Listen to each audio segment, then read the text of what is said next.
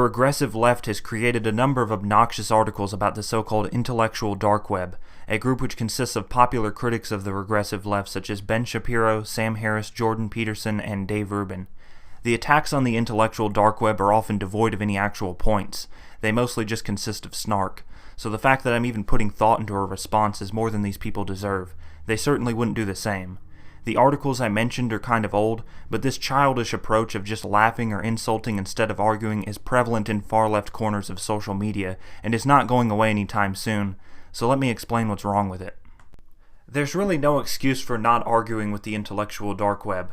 They're popular and influential, and to all the leftists saying that they're just not smart enough or scholarly enough to be worth your time, I know this is a lie. I know this is a lie because I can see that you're following existential comics, you have an anime avatar, and you're watching postmodern takes on Sonic the Hedgehog.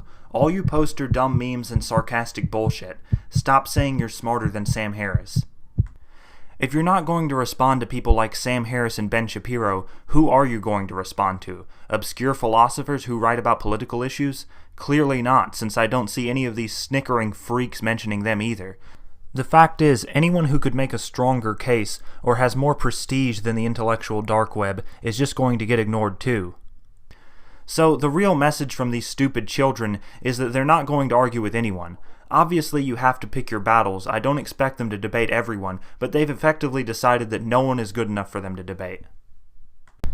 With most of the people who say that the intellectual dark web aren't intellectuals, if you were to ask them to name an intellectual who isn't far left, they would not be able to do that.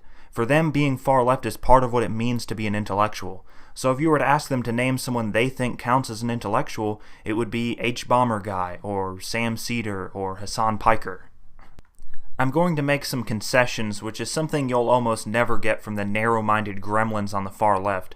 Jordan Peterson is somewhat of a lunatic. However, this was best pointed out by Sam Harris, who crushed him in a debate.